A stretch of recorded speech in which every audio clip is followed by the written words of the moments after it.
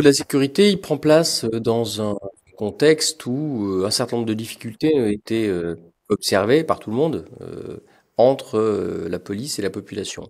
Et ce Beauvau, si on en croit le président de la République et le ministre de l'Intérieur, Gérald Darmanin, il est censé apporter des réponses à cette question centrale des rapports entre la police et la population. À l'issue des 8 tables rondes qui ont été conduites, eh ben finalement, c'est ce sujet-là qui a été le moins traité, parce que le Beauvau, ça restera, je pense, comme un exercice de communication, plutôt réussi, et puis un exercice de gestion des ressources humaines entre le ministre de l'Intérieur, Gérald Darmanin, le premier flic de France, et ses troupes, policiers et gendarmes, ce qui n'est pas inutile, mais ce qui n'était pas le contrat de départ. Il est vrai qu'il y avait des élus qui étaient présents au Beauvau, 2 députés, 2 sénateurs, et des élus locaux aussi, des représentants de l'Association des maires de France, chargés des questions de sécurité, qui se sont d'ailleurs un peu plaints de l'absence de propositions suffisamment impliquantes pour les collectivités territoriales. Et puis, il y avait cette troisième population, les experts, les intervenants, la société civile, mais qui a été un peu la portion congrue, parce que finalement, on a vu peu de monde. Alors, on a vu Christophe Deloire, le responsable de Reporters sans frontières, il y a eu Claire Hédon, mais dans des séquences très courtes, trop limitées. Et finalement, c'était plus un éclairage sur des questions du fonctionnement de la police et de la gendarmerie, plutôt que sur un vrai débat. Donc je pense que c'est quand même un rendez-vous manqué de ce point de vue-là. J'ai représenté le Sénat avec un collègue issu des Républicains. Nous sommes les 2 groupes les plus importants du Sénat, Républicains et socialistes, et nous sommes l'un et l'autre membres de la commission des lois qui traite des questions police, justice notamment. Donc c'est à ce titre-là.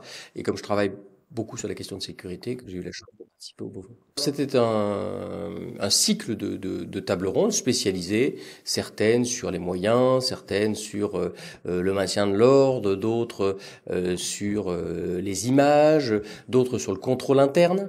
Et finalement, on a saucissonné, ce qui était d'ailleurs d'assez bonne méthode, l'ensemble des problématiques qui intéressent police et gendarmerie.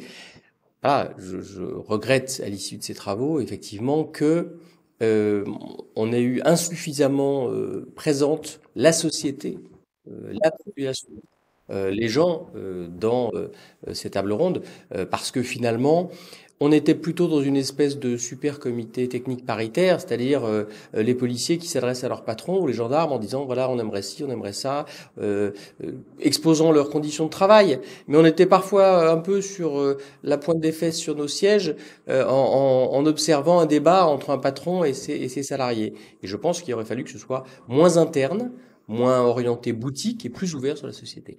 Il y a eu une séquence assez dense d'ailleurs avec la présence du garde des Sceaux Éric Dupond-Moretti, qui était pas inintéressante.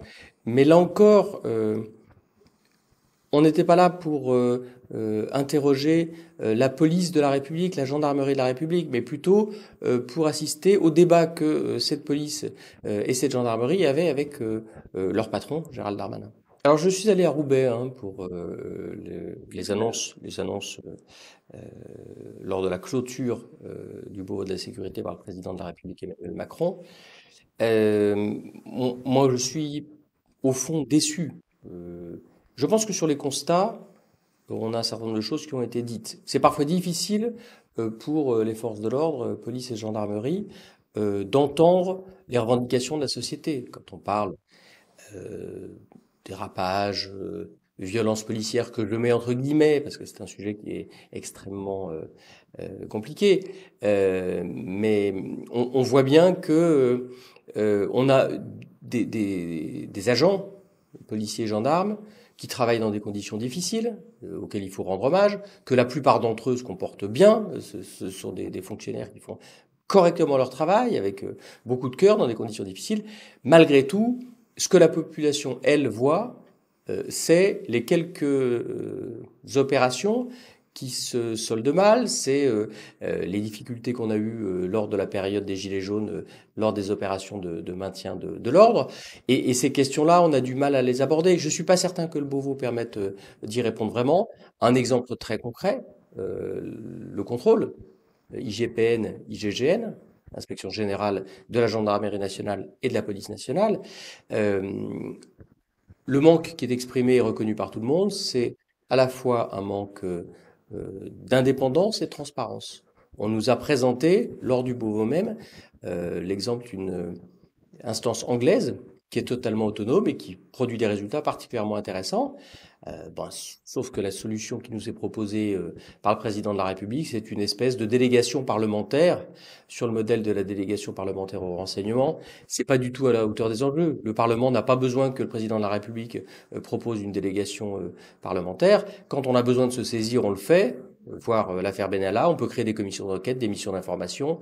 On est assez grand pour le faire. Et surtout, on n'est pas compétent et on est un peu trop loin des policiers et des gendarmes pour avoir une vraie fonction de contrôle. Donc ce qu'il faut, c'est une instance de contrôle indépendante et transparente, à mi-chemin entre cette délégation parlementaire et les inspections générales qu'on connaît aujourd'hui. Donc là, par exemple, c'est un coup manqué, je pense. La commission parlementaire, je ne sais pas si elle verra le jour, hein, telle qu'elle est présentée par le président de la République, parce que un des défauts de cette clôture du Beauvau et des annonces du président de la République, c'est que finalement, beaucoup de choses sont remises à un éventuel prochain quinquennat. La fin du travail parlementaire intervient en février. Nous sommes en octobre. Le calendrier parlementaire est engorgé de textes. Il reste très peu de temps. Alors, on nous annonce une LOPSI, une loi d'orientation et de programmation de la sécurité intérieure. On nous annonce des états généraux de la justice qu'il va falloir organiser sur un coin de table très vite parce que le calendrier est très court. On nous annonce cette délégation parlementaire au contrôle de la police et de la gendarmerie. Je pense que finalement, avant la fin de ce quinquennat, pas grand-chose ne se passera. Et finalement, tout ça ne coûte pas cher.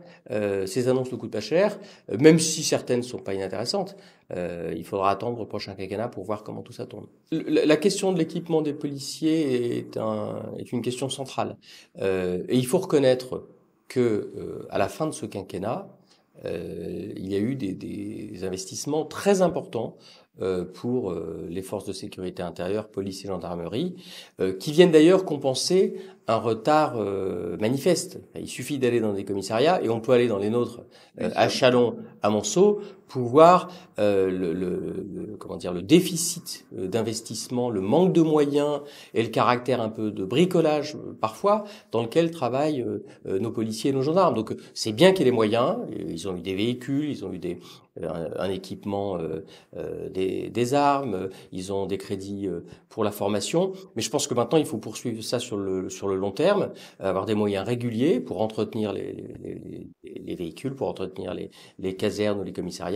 Il faut aussi des moyens pour la formation. Il faut plus former, parce que le paradoxe, c'est quand même qu'on arrive au Beauvau de la sécurité avec un président qui dit il faut rallonger la formation, sauf que la formation, elle a été réduite pendant ce quinquennat. Elle a été réduite à 8 mois et on nous explique maintenant qu'il faut qu'elle remonte à 12 mois. En fait, c'est retour à la case départ. Donc il y a eu quand même un certain nombre d'errances sur les choix stratégiques en matière de sécurité intérieure dans ce quinquennat. Il est temps de retrouver un peu de stabilité. Quand on écoute les policiers et les gendarmes, quand on écoute leurs besoins, quand on écoute leur analyse de la situation, ils considèrent que les amendes forfaitaires, ça permet quand même de résoudre un certain nombre de questions, voir la loi s'appliquer, la justice passer facilement et de marquer le coup, là où parfois, parce que c'est un des sujets qui est très important pour la question du rapport entre la police et la population, là où parfois la justice paraît trop lente. Et donc, je pense qu'effectivement, les amendes forfaitaires, c'est un moyen d'avancer, de sanctionner rapidement et de dire que il n'y a pas de délit impuni. Vraie question s'agissant de la justice, comme sur la question de la police et de la gendarmerie, c'est celle des moyens. Nous sommes dans un État, dans un pays où la justice a des moyens qui sont d'une faiblesse terrible, criante. Quand on compare certains ratios de juges par habitant entre notre pays et des pays voisins, je pense à l'Allemagne, on est consterné par la faiblesse des moyens de la justice française. Donc ça, c'est extrêmement important. La justice, elle peut faire son travail correctement, pas par défaut de compétences. On a les compétences, mais elle peut faire son travail correctement si elle a suffisamment de greffiers, de juges, des tribunaux moins engorgés. Donc la question de la réponse pénale est effectivement une question qui est posée, et les policiers et les gendarmes l'ont posée avec beaucoup de véhémence en disant, écoutez, nous on veut bien travailler, mais derrière ça suit pas. Effectivement, derrière ça ne suit pas parce que la justice elle est maltraitée dans ce pays. La question police-justice effectivement implique qu'on s'intéresse aussi aux conditions d'incarcération des détenus, à la question de la population carcérale et sa réduction. Alors, parfois, on se dit qu'il y a quand même des valses hésitations, puisque quand on travaille sur la réduction des remises automatiques de peine, ça va plutôt dans le sens d'une augmentation de l'incarcération. On voit pas bien comment c'est compatible avec cet objectif d'emprisonner moins, mais d'emprisonner de manière juste, de trouver les bonnes peines adaptées à chaque délit.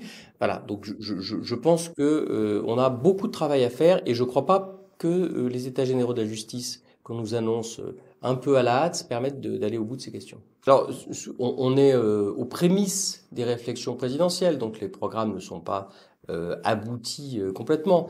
En revanche, il y a quelques éléments de philosophie s'agissant de la justice, du rapport entre la police et la population et de la sécurité qu'on peut énoncer. D'abord, c'est que la fermeté républicaine doit être réelle, et il faut des policiers, plus de policiers. On se souvient quand même que c'est Nicolas Sarkozy qui avait supprimé plus de 10 000, des policiers mieux formés, la question de la formation est centrale dans la période, des policiers mieux équipés, des policiers qui sont au contact de la population. La question de la police de proximité, la prévention, on se souvient tous de l'attitude de Nicolas Sarkozy à Toulouse qui qui moquait la dimension prévention. Or, des policiers qui sont dans la société, qui sont connus, reconnus, estimés, craints, c'est le meilleur moyen d'avoir une sécurité qui est visible pour tous. Et puis, évidemment, il y a la question de la chaîne pénale et de la réactivité de la justice. Et donc, c'est autour de ces propositions-là qu'il faut avancer concrètement, pas simplement avec des annonces, mais avec un travail de fond. Et je vous le disais tout à l'heure, on voit bien que quand on parle de formation, que dans un quinquennat, on la réduit, on l'augmente après, il faut de la stabilité, de la continuité, quelques lignes directrices auxquelles on se tient. Et je pense que là, on pourra rétablir durablement le lien de confiance entre la police et la population. Une des difficultés, si on se dit les choses jusqu'au bout, dans le fonctionnement de notre police républicaine, c'est que souvent, ce dialogue singulier, auquel d'ailleurs on a été convoqué lors du Beauvau, entre les syndicats et le ministre de l'Intérieur, donne souvent la primauté aux moyens affectés aux questions de ressources humaines, au salaire. Et souvent, les policiers eux-mêmes, par la voix de leurs syndicats, privilégient ces questions de RH, de ressources humaines, et au détriment des moyens. Donc je pense qu'il faut qu'on ait une approche équilibrée, c'est-à-dire qu'il faut des policiers bien rémunérés, des policiers bien formés. Il faut aussi qu'ils travaillent dans un environnement où les moyens sont à la hauteur des missions qui leur sont confiées. Et ça suppose qu'on ait une approche globale de la question, et pas simplement une espèce de course à l'échalote, parfois entre certains syndicats qui promettent plus aux policiers et aux gendarmes. Il me semble que c'est un des sujets de fonctionnement et de dialogue social qui est à opérer. Je pense que on ne peut pas ignorer la question de la sécurité dans la société française. Et on peut tourner autour du pot et dire le sentiment d'insécurité, c'est pas l'insécurité réellement. Finalement, il fait moins froid que ce que les gens ressentent. Voilà, la réalité, c'est que la population a le sentiment qu'il y a une insécurité. Donc, il faut traiter cette question, et il faut être sur ces sujets sans naïveté et dans l'affirmation d'une République qui est exigeante, qui est ferme. Et la justice, elle vaut pour tous. Et souvent d'ailleurs, ce sont ceux qui sont les moins favorisés dans notre société qui en souffrent le plus, dans des quartiers difficiles par exemple, où se développe un certain nombre de trafics, les stupéfiants. Donc sur ces sujets-là, il faut de la fermeté. Alors, on ne va pas résoudre lors de cette interview, lors de cet entretien, cette vaste question de la légalisation du cannabis qui appelle des commentaires extrêmement nombreux. C'est une question sanitaire.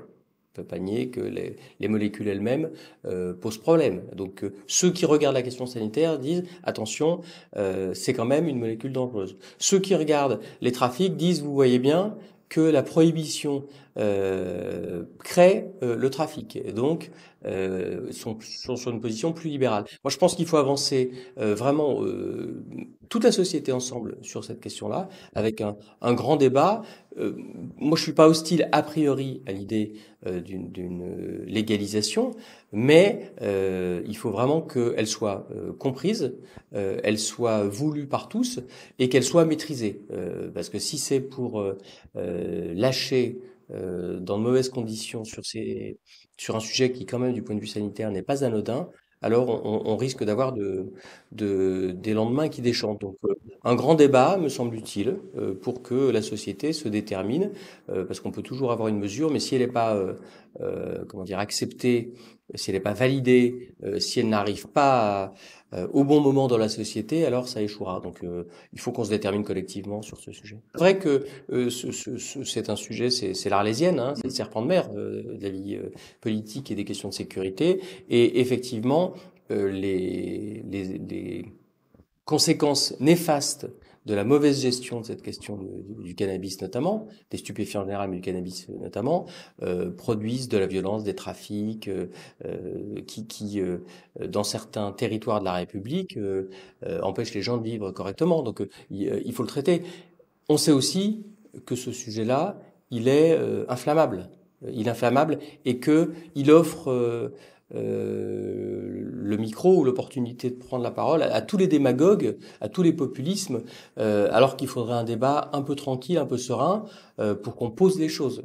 Et est-ce que la campagne présidentielle est le moment de tenir le débat? On va avoir des annonces contradictoires, certains qui seront matamores, très durs, très fermes dans les propos, puis on verra ce qu'ils font après, ce qu'ils font pas d'ailleurs, puisqu'ils ne seront pas élus. Et puis ceux qui seront les plus raisonnables risquent de ne pas être entendus. Donc effectivement, il faudrait dépassionner ce sujet, parce qu'on voit que dans certains pays, effectivement, dans certains États américains, dans certains pays européens, on a des approches qui sont plus libérales et qui permettent d'éviter les trafics. Mais là encore, il faut pas qu'on soit dans la théorie. Il faut que ce soit accepté par la société et que ce soit porté par tout le monde et qu'on ait un minimum de consensus autour du sujet. Sinon, ce ne sera que la foire d'empoigne et de mauvaises solutions proposées à nos concitoyens.